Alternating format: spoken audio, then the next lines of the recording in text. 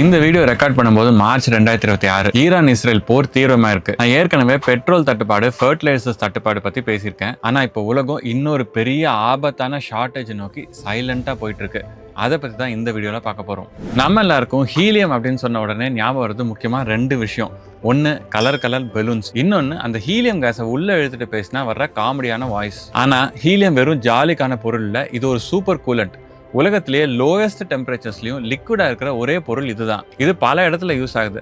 நீங்க ஹாஸ்பிட்டல்ஸ்ல பாக்குறீங்களா MRI machines, அதுல பெரிய சைஸ் மேக்னெட்ஸ் இருக்கும். அந்த மேக்னெட்ஸ் சூடாகாம இருக்கணும்னா இந்த லிக்விட் ஹீலியம் வேணும். இல்லைன்னா அந்த எம்ஆர்ஐ மிஷின் மொத்தமா நின்றுடும். ஒரு எம்ஆர்ஐ மிஷின் நின்று போச்சுன்னா அதை ரீஸ்டார்ட் பண்ணவே $50,000, அதாவது 45 லட்சம் ரூபாய் செலவாகும்.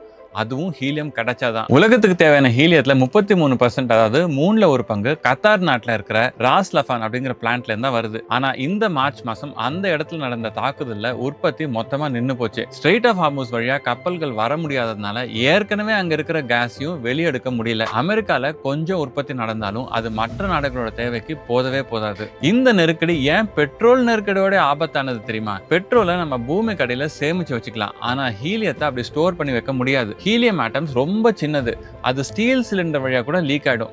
எவ்வளோ நல்லா ஸ்டோர் பண்ணாலும் ஒவ்வொரு நாளும் ஸ்டோரேஜ்ல இருக்கிற ஹீலியத்துல 1% எவாபரேட் ஆகி காத்துல கலந்துகிட்டே இருக்கும். உலகத்துல இப்ப ஸ்டோரேஜ்ல இருக்கிற ஹீலியம் இன்னும் 30 நாளைக்கு மட்டும்தான் வரும். அதுக்குள்ள திரும்ப சப்ளை ஆரம்பிக்கலன்னா இப்ப ஸ்டோரேஜ்ல இருக்கிற ஹீலியம் மொத்தமா காலி ஆயிடும். அதை காத்துல இருந்து திரும்ப எடுக்கவே முடியாது.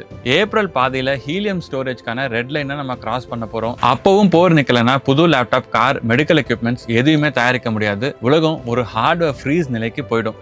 இது இந்தியாவுக்கு ஒரு மிகப்பெரிய தலைவலி. ஏன்னா இந்தியாவில் ஹீலியம்கான ப்ரொடக்ஷன் சுத்தமா இல்லை. அப்போலோ, ஃபோர்டிஸ் மாதிரியான ஹாஸ்பிட்டல்ஸ்ல ஹீலியம் விலை ஏற்கனவே 3 மடங்கு ஏறிடுச்சு. இதனால எம்ஆர்ஐ ஸ்கேன் ரேட்ஸ் அதிகமாயிடும். நம்ம ISRO ககன்யான் ராக்கெட்டுக்கு இன்ஜின் பார்ட்ஸை டெஸ்ட் பண்ணணும்னா லிக்விட் ஹீலியம் வேணும். ஏப்ரல் மாசத்துக்குள்ள சப்ளை சரியாலன்னா இஸ்ரோவோட லான்ச் தேதிகள் தள்ளி போக வாய்ப்பு இருக்கு. இந்தியாவில் இப்பதான் டாடா மற்றும் மைக்ரான் நிறுவனங்கள் சிப் தயாரிக்கிற பிளான்ஸ் ஆரம்பிச்சிருக்காங்க. இந்த மைக்ரோ சிப்ஸை கூல் பண்ண ஹீலியம் வேணும். அது இல்லைன்னா நம்ம செமிகண்டக்டர் மிஷின் அப்படியே நின்றுடும். இந்த வெஸ்ட் ஏஷியா போர் இப்படியே நீடிச்சா ரொம்ப ரிஸ்கான ஒரு நிலைமைக்கு மொத்த உலகமே போயிடும்.